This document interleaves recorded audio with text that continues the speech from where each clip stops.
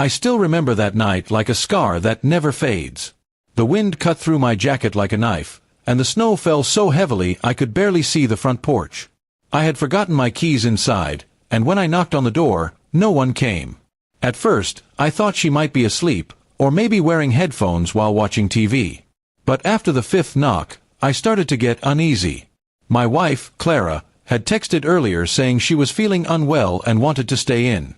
I had been working late at the hospital, trying to catch up after a long shift. When I finally got home, all I wanted was a warm shower and her smile waiting for me. Instead, I found silence, and the lights dimly glowing from our living room. I called her phone. It rang once before it went to voicemail. I tried again. This time it was switched off. I pressed my forehead against the cold window pane, trying to peek inside. That's when I saw two silhouettes moving. One was unmistakably hers, and the other, a man's. My heart dropped like a stone into freezing water.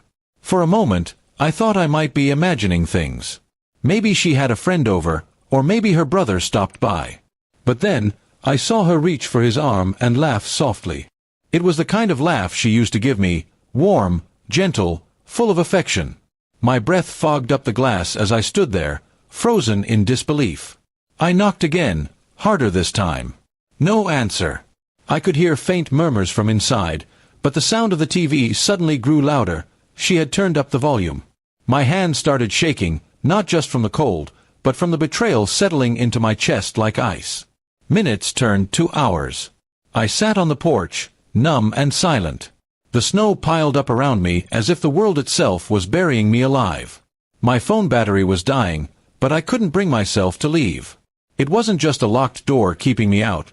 It was the realization that my home no longer belonged to me. When the lights finally went out, I stood up and walked to my car. The frost had covered the windshield, but I didn't bother clearing it. I drove aimlessly for miles, not caring where I was headed. Every memory of our marriage flashed through my mind. The vows, the promises, the laughter, now poisoned by what I had seen. By morning, I checked into a small roadside motel.